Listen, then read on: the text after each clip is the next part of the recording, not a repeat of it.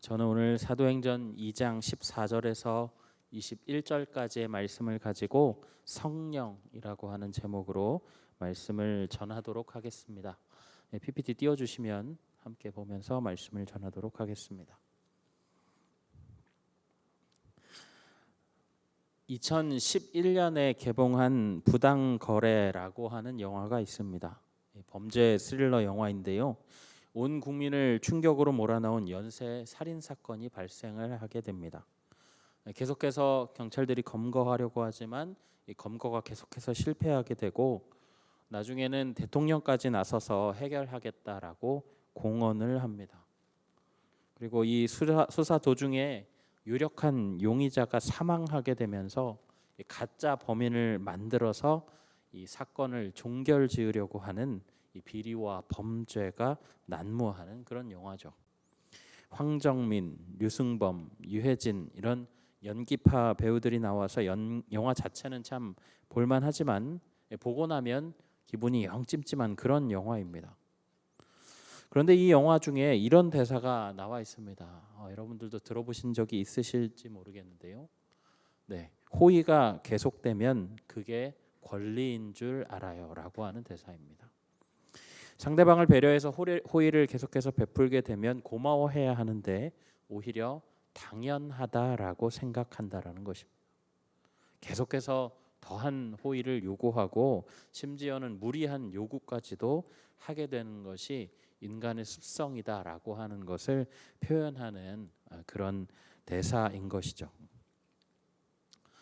오늘은 그런 말씀의 맥락에서 조금 접근을 해보시면 조금 이해가 쉬우실 수 있을 것 같은데요. 오늘 말씀은 이 사도행전의 일부입니다. 여러분들 사도행전에 대해서는 여러 번 읽고 들으셔서 아마 잘 아시고 계실 텐데요. 이 성경을 분류할 때 그 책의 내용에 따라서 성경을 분류를 하는데 이 사도행전은 신약에서 유일하게 역사서, 그러니까 역사적인 내용을 담고 있는 그런 책이다 해서 역사서로 분류되는 책입니다. 이 책은 의사 누가가 기록한 그런 책인데요. 예수님이 승천하시고 난 이후에 예수님의 제자들이 이 복음을 전파하고 또 후반부에는 이 사도 바울이라고 하는 사람이 등장해서 이 광범위하게 복음을 위해서 애쓰는 그런 내용들이 담겨 있죠. 제목 자체에서부터 사도행전, 즉 이 사도들의 행적에 대한 내용인데요. 예수님의 직속 제자였던 이 가룟 유다는 제외하고 11명의 제자들, 그리고 후에 이 가룟 유다를 대신해서 이 12사도에 포함된 이 마띠아, 그리고 다메섹 도상에서 예수님을 만나서 사도가 된 이 사도 바울까지 이 사도들이 복음을 어떻게 전했는지, 그리고 어떻게 복음이 흥왕하게 되었는지에 대해서 이 말씀을 통해서 확인할 수 있는 그런 책입니다. 복음을 전파한 것은 분명히 사람이 한 일이지만 그것을 이끄시고 또 주도하신 분이 이 성령님이라고 하는 부분에서 학자들이 이 책에 성령행전이라고 하는 이 별명을 붙여주기도 했죠. 그 중에서 오늘 말씀은 예수님이 승천하신 이후에 이 오순절에 오순절을 맞아서 모여있던 사도들에게 또 제자들에게 이 성령이 임재하시면서 행해진 그 베드로 사도의 설교 내용 중에 일부를 담고 있습니다. 먼저 오늘 본문에는 나오지 않지만 이 내용의 배경 설명을 좀 드리도록 하겠습니다. 말씀드린 대로 이 오순절에 이 사도들과 또 이 주님을 믿는 사람들이 모여 있었는데요. 불의 혀와 같이 갈라지는 것들이 각 사람 위에 임하게 되고 한 사람 한 사람 모두 성령의 충만함을 받게 됩니다. 그리고 나서 각자 이제 말하기 시작하는데 자신들의 언어가 아니라 다른 언어로 하나님의 큰 일을 말하기 시작하는 거죠. 그 당시에 예루살렘에는 각 나라에서 온 사람들이 있었는데요. 그들이 기도하는 소리가 얼마나 컸던지 밖에서도 다 들리는데 그들이 들어보니 자기네 나라의 말인 것입니다. 이 사람들이 당황해서 이게 어떻게 된 일이냐 하면서 이야기하는 사람들도 있고, 어떤 사람들은 저 사람들이 술에 취해서 우리의 말에 비슷한 그런 이 말을 한다라고 이 조롱하는 그런 사람들도 있었던 것이죠. 그러자 베드로가 일어나서 설교를 시작합니다. 14절 말씀을 우리 함께 읽어보실 텐데요. 우리 14절부터 15절 말씀을 함께 보도록 하겠습니다. 베드로가 열한 사도와 함께 서서 소리를 높여 이르되 유대인들과 예루살렘에 사는 모든 사람들아, 이 일을 너희로 알게 할 것이니 내 말에 귀를 기울이라. 때가 제3시니 너희 생각과 같이 이 사람들이 취한 것이 아니라. 예, 제3시는 지금 시간으로 따지면 오전 9시입니다. 그러니까 베드로는 뭐라고 얘기하는 거냐면 지금 시간이 너무 아침 이른 시간이기 때문에 이 사람들이 술을 마시고 취할 기회가 없었다라고 이야기하고 있는 것이죠. 그러면서 그들에게 일어난 그 일들을 구약 말씀을 빌려서 말하고 있습니다. 우리가 16절부터 18절까지의 말씀을 함께 보실 텐데요. 16절부터 18절까지의 말씀 함께 읽어보겠습니다. 이는 곧 선지자 요엘을 통하여 말씀하신 것이니 이르시되 하나님이 말씀하시기를 말세에 내가 내 영을 모든 육체에 부어주리니 너희의 자녀들은 예언할 것이요 너희의 젊은이들은 환상을 보고 너희의 젊은이들은 늙은이들은 꿈을 꾸리라. 그때에 내가 내 영을 내 남종과 여종들에게 부어주리니 그들이 예언할 것이요. 여러분 성경을 보신 분들은 아시겠지만 이 하나님의 영은 구약 전체를 통틀어도 자주 등장하지 않습니다. 하나님의 영을 받은 사람들은 대개 이 이스라엘 민족의 위대한 왕이거나 제사장이거나 또 선지자이거나 사사와도 같은 특별하게 선택된 인물들이었죠. 하나님의 영은 성부 하나님, 성자 하나님과 함께 한 몸이면서도 객체이신 그런 성령님이십니다. 구약에도 가끔 그런 내용들이 나오지만 하나님을 마주하거나 혹은 하나님을 본 사람은 죽음을 당할 수밖에 없죠. 왜냐하면 하나님은 순도 100%의 완벽한 선이시기 때문에 아주 작은 조금의 이 악도 용납하실 수 없기 때문입니다. 우리처럼 이 아담 이래로 죄악이 가득한 죄인이 된 우리 인간들은 원래 이 하나님과의 접촉 그 자체가 죽음이라는 것이죠. 그러나 그런 하나님의 영을 받고도 살아 있어서 놀라운 일을 행했던 사람들이 있었다라고 하는 것은 하나님의 특별한 선택을 받았다는 말입니다. 바꿔 말하면 성령님은 누구든지 받을 수 있는 사람이 아니라 하나님이 선택하신 몇몇만 죽지 않고 받을 수 있는 이 특권이라고 하는 것이죠. 그런데 오늘 말씀을 좀 보면요, 우리가 살펴보지는 않았지만 지금 그 자리에 모여 있는 사람들이 이 사도들을 포함해서 대략 한 120여 명 됩니다. 뭐 사도들이야 그 이름들이 이미 다 밝혀진 그런 특별한 사람들이죠. 그런데 그렇지 않은 사람들은 대부분 이 이름 없이 그저 예수 그리스도의 제자, 예수님을 따르는 사람들이라고 하는 그런 이름을 가지고 그 자리에 모여 있었다라는 것이죠. 여기 보면 사도행전 1장에서 이들을 뭐라고 얘기하냐면 모인 무리다라고 얘기해요. 군중이다, 무리다라고 얘기를 하는데 이 표현은 이 평범한 사람들이다라고 하는 이야기예요. 그런데 성경은 그들의 한 사람 한 사람마다 성령께서 불의 혀처럼 갈라져 임했다라고 이야기합니다. 여러분 이게 무슨 얘기냐면요, 구약 시대에 특정 사람들에게만 부어졌던 그 성령이 이제는 특별하지 않은 아주 평범한 사람들에게까지 임했다라는 이야기예요. 우리 17절과 18절 말씀을 다시 한번 읽어보실 텐데요. 17절과 18절 다시 한번 읽어보겠습니다. 하나님이 말씀하시기를 말세에 내가 내 영을 모든 육체에 부어주리니 너희의 자녀들은 예언할 것이요 너희의 젊은이들은 환상을 보고 너희의 늙은이들은 꿈을 꾸리라. 그때에 내가 내 영을 내 남종과 여종들에게 부어주리니 그들이 예언할 것이요. 여러분 17절의 시작에 보면 말세라고 하는 표현이 눈에 띄는데요. 세상의 마지막 날이라는 뜻입니다. 예수님께서 다시 오시는 그 날을 말하는 것이죠. 그 날이 임하게 되면 하나님께서 모든 사람에게 성령을 보내 주시겠다라는 거예요. 여기 나오는 대상들을 보면 자녀들이 있고요, 젊은이들이 있고 늙은이들이 있고 남종과 여종이 있습니다.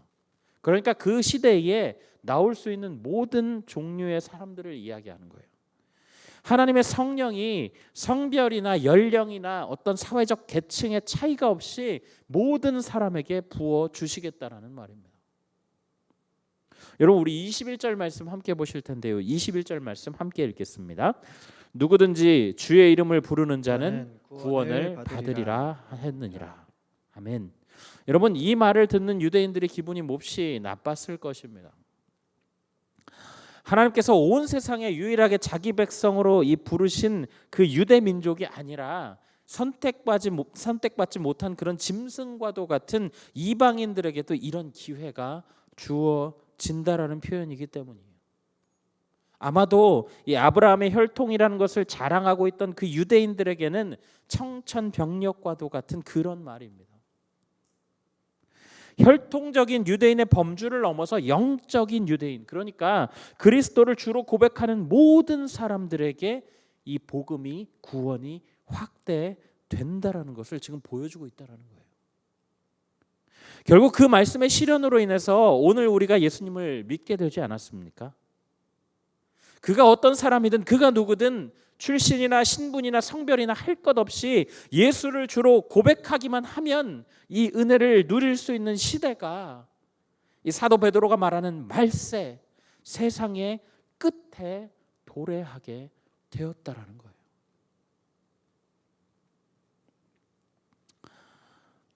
여러분 제가 말씀을 시작하면서 이 부당거래의 한 대사를 소개시켜 드렸습니다.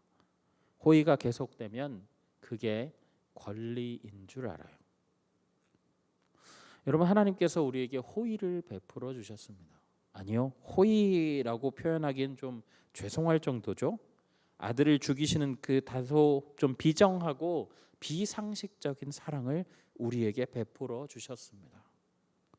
그런데 우리가 그런 그 은혜를 받고 혹 그 은혜를 너무 당연하게 여기고 있지는 않을까요? 본문이 말씀하는 초대교회의 시대에도 하나님은 우리와 같은 평범한 사람들에게 성령을 부으셨습니다. 우리는 이제 누구나 주의 이름을 부르기만 하면 하나님의 영광과 그의 구원에 참여할 수 있게 되었다라는 것이죠. 구약 시대라면 꿈도 못 꿀 일입니다. 그러나 그렇게 주어진 그 보편성이 어떻게 주어졌는지에 대해서 강조하기보다는 그 대중성과 보편성 때문에 구원의 감격과 놀라움을 값싸게 소비하고 있는 것은 아닌지 우리가 다시 점검해 보아야 한다라는 거예요. 요즘에 교회의 문제들에 대해서 참 많은 사람들이 여러 가지 분석들을 내놓고 있습니다. 그런데 그런 분석들 가운데 빠지지 않고 등장하는 한 가지의 문제가 있어요. 그게 뭐냐면 이 시대에 위로와 감사의 메시지의 그 홍수 속에서 구원 과정에 일어났던 십자가의 고난이 자꾸만 묻혀간다는 것입니다. 강단에서 선포되는 메시지에 여러분 성도는 이렇게 살아야 합니다. 왜 이렇게 살지 못합니까? 우리가 회개해야 합니다. 예수 그리스도께서 우리를 위해서 십자가를 짊어지셨습니다. 우리가 그 고난을 기억합시다라고 하는 이 강한 메시지보다는 성도의 눈치를 살피고 대중의 니즈를 따라서 복음을 그저 이 말랑말랑하고 따뜻하고 화사한 그런 것들로 지금까지 포장해 왔다라는 거예요. 여러분 분명 위로와 감사의 메시지 필요합니다. 예수님께서도 이 땅에 오셔서 사람들을 위로하셨어요. 사람들을 격려하셨습니다. 여러분 그것을 보면 이 위로와 감사의 메시지 분명히 필요하지만 그것에 묻혀서 우리가 아들을 죽이신 그 사랑, 순종하셔서 이 고통을 그 고통과 멸시를 참아내셨던 그 참혹함과 아버지로부터의 그 단절로부터 오는 그 처절한 고통들에 대한 묵상 역시도 균형을 맞춰 가야 한다라는 거예요. 여러분, 예수 그리스도의 이름을 부르는 자들에게 자녀가 되는 권세를 주시기 전에 이와 같은 고통과 아픔을 감수하셨다라고 하는 사실을 여러분 우리는 기억해야 한다라는 것입니다. 여러분, 그 정도면 굉장히 얌전한 편입니다. 요즘에 어느 집회에 가면요 이런 식으로 표현을 합니다. 성령이여 오라, 성령이여 오라. 그리고 마치 손에 장풍을 매단 것처럼 성령 받아라, 이렇게 얘기하는 집회들 여러분 보신 적 있으신가요? 여러분, 얼마나 성령을 얼마나 가볍게 여기는지 몰라요. 여러분, 다시 말씀드리지만 성령님은 하나님이에요. 성부 하나님, 성자 예수님, 그리고 성령 하나님이 한 분이시자 세 분이시라고요. 그러니까 성령님은 곧 하나님이시라는 것인데 그 하나님을 얼마나 쉽게 생각하는지, 얼마나 가볍게 여기는지 여러분 보세요. 여러분, 성령님께서 어떻게 우리에게 주어지셨는지를 우리가 안다고 한다면 결코 그렇게 말할 수 없을 것입니다. 그 희생을, 그 아픔을, 그 참혹함을, 그 고통을 우리가 알고 있다면 절대 성령의 이름을 그렇게 쉽게 부를 수 없다라는 거예요. 여러분, 그리고 그 귀한 성령이 그렇게 그 대가를 치르시고 우리에게 주신 그 성령이 우리에게 임했다라고 한다면 여러분, 우리의 삶이 그에 걸맞게 변화되어야 한다라는 거예요. 갈라디아서에서 사도 바울이 말한 성령의 9가지 열매입니다. 사랑과 희락과 화평과 오래 참음과 자비와 양선과 충성과 온유와 절제.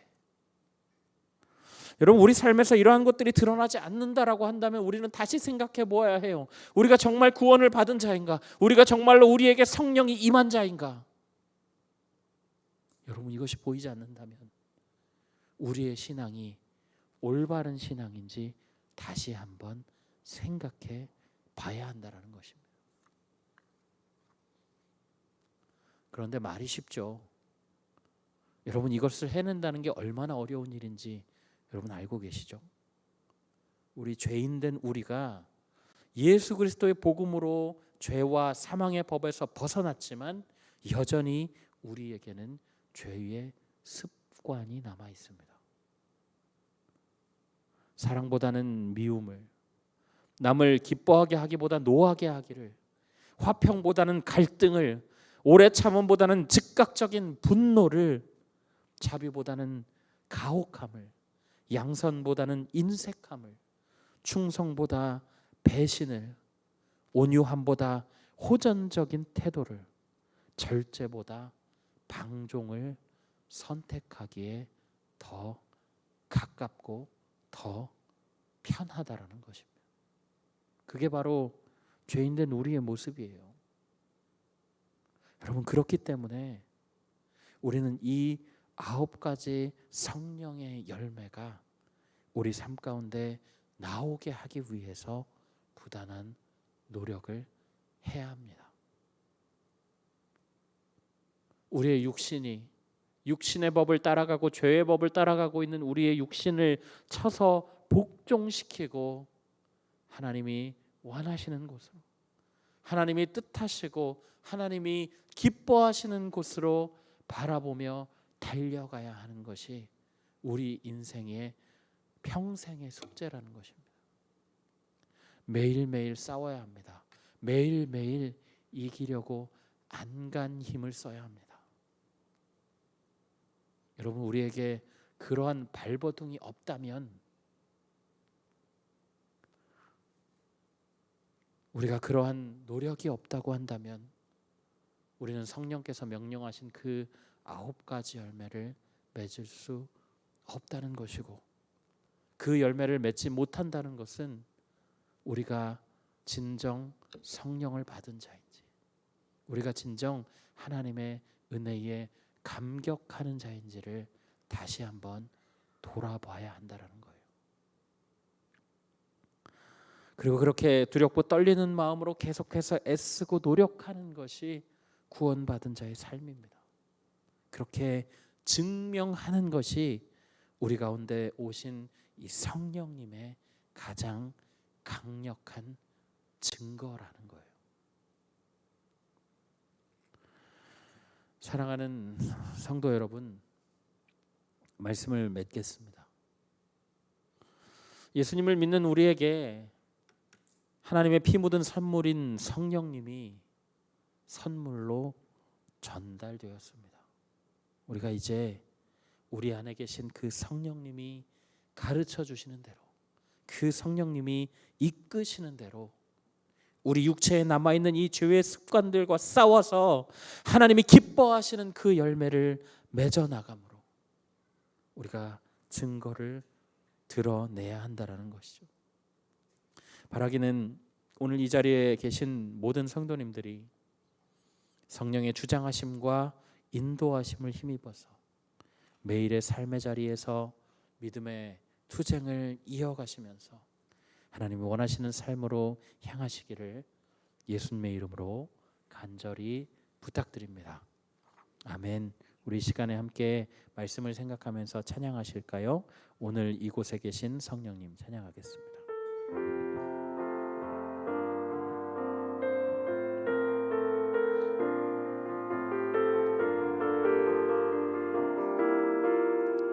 오늘 이곳에 계신, 오늘 이곳에 계신 성령님, 우리에게 말씀하시고 우리를 가르치소서. 닫힌 우리 맘 열어주시고 주의 빛으로 밝혀 우리를 인도하소서. 오늘 이곳에 계신, 오늘 이곳에 계신 성령님, 우리에게 말씀하시고 우리를 가르치소서. 닫힌 우리 맘 열어주시고 주의 빛으로 밝혀 우리를 인도하소서. 주님보다 앞서지 않고 겸손하게 주님의 말씀 기다리니 주님 손에 우릴 드립니다. 사랑으로 인도하소서. 우리 시간에 다시 한번 찬양하실까요? 오늘 이곳에 계신 성령님, 오늘 이곳에 계신 성령님, 우리에게 말씀하시고 우리를 가르치소서. 닫힌 우리 맘 열어주시고 주의 빛으로 밝혀 우리를 인도하소서. 주님보다 앞서지 않고 겸손하게 주님의 말씀 기다리니 주님 손에 우릴 드립니다. 사랑으로 인도하소서. 주님보다 앞서지 않고 앞서지 않고 겸손하게 주님의 말씀 기다리니 주님 손에 우릴 드립니다. 사랑으로 인도하소서. 아멘. 우리 시간의 말씀을 기억하면서 함께 기도하며 나아가실까요? 성령을 우리에게 주셨습니다. 주님을 부르고 주의 이름을 믿는 자들에게 누구나 구원하시고 또 성령을 부어주셨는데 우리가 그 성령의 열매를 맺지 못하고 살아가고 있다면 우리 이 시간 이렇게 기도해야 하지 않을까요? 하나님, 우리에게 성령의 9가지 열매를 맺을 수 있도록 힘을 더하여 주십시오. 하나님, 우리에게 우리의 능력으로 되지 않기 때문에 하나님의 손으로 우리를 붙잡으시고 우리와 함께 일하셔서 주님, 우리가 성령의 9가지 열매를 맺으며 우리 안에 성령이 내주하심을 이 강력한 증거로 보이는 삶을 살아가게 하여 주시옵소서. 그래서 우리의 삶을 통해서 우리의 가정이, 우리의 이웃이, 우리의 나라가 하나님을 바라보는 그런 창문이 될 수 있도록 인도하여 달라고 우리 시간에 함께 기도하실 텐데 우리 2가지 기도 제목 가지고 기도하겠습니다. 우리에게 성령님을 허락하신 하나님의 사랑 이면에 깊고 처절한 고통이 있었음을 기억하며 감사하게 하여 주시옵소서. 우리 안에 내주하시는 성령님으로 말미암아 하나님이 기뻐하시는 열매를 맺어 증거하는 삶을 살아가게 하여 주시옵소서. 우리 이 2가지 기도 제목 가지고 함께 기도하며 나아가겠습니다. 사랑의 하나님, 감사합니다. 주님, 오늘 이 시간에도 저희를 이 자리에 불러주셔서 하나님 사도행전의 말씀을 듣게 하시니 참으로 감사합니다. 하나님, 구약시대에 주님 고작 몇 사람에게만 허용되었던 그 성령이 주님 우리와 같이 평범한 모든 사람들에게 전해지는 역사를 주님 우리가 경험케 하시고 주님 예수 그리스도를 믿는 자마다 구원될 수 있는 역사를 경험하게 하시니 참으로 감사합니다. 하나님, 그러나 우리에게 주신 그 구원의 은혜가 하나님 너무나 값싸게 주님 그냥 쉽게 소모되는 것은 아닌지, 너무나도 당연하게 여기며 소모되는 것은 아닌지 주님, 우리가 우리 자신을 돌아봅니다. 하나님, 우리에게 주신 그 사랑 이전에 주님 예수 그리스도께서 십자가에 피 흘려 돌아가셨고 주님 그 참혹함과 처절함과 예수 그리스도를 내어 주셨고 주님 그 고통을 내려주셨던 것들을 주님 우리가 기억하게 하여 주시옵소서. 주님, 그것을 우리가 감사하게 여기며 소중하게 여기는 자들 될 수 있도록 인도하여 주옵소서. 주님, 우리가 또한 우리 안에 내주하시는 성령님이 있다고 한다면 주님 우리의 삶으로 성령의 9가지 열매가 드러나게 하여 주십시오. 하나님, 우리의 육신으로 할 수 없습니다. 하나님, 우리가 여전히 죄의 습관이 남아있기에 사랑보다 미움을, 남을 기뻐하게 하기보다 노하게 하기를, 화평보다 갈등을, 오래 참음보다 즉각적인 분노를, 자비보다 가혹함을, 양선보다 인색함을, 충성보다 배신을, 온유함보다 호전적 태도를, 절제보다 방종을 선택하기에 빠른 몸임을 주님 앞에 회개합니다. 하나님, 우리를 붙잡아 주셔서 주님 우리가 성령의 9가지 열매를 맺으며 성령께서 내주하심을 주님 우리가 거룩한 증거로 나타내는, 하나님 강력한 증거로 나타내는 우리의 삶이 되도록 하나님 우리를 붙잡아 주옵소서. 주님, 그리하여서 주님 우리의 삶이 성령을 드러내는 삶이 되어 주님 우리를 보는 이들이, 우리의 가정과 주님 우리의 이웃과 주님 우리의 나라들이 주님 우리를 통하여 그리스도를 보는 창을 만들어갈 수 있도록 하나님 우리의 삶을 붙잡아 주옵소서. 주님, 그리하여서 우리의 삶이 주님 앞에 주님이 원하시는 삶으로, 주님 기뻐하시는 열매를 맺는 삶으로 살아갈 수 있는 자들 되도록 하나님 우리의 삶 가운데 역사하시고 붙잡아 주옵소서. 주님, 우리에게 주님 그런 삶을 허락하여 주시기를 간절히 원합니다. 우리를 사랑하시는 하나님 아버지, 주님 구약시대에 특별한 자들에게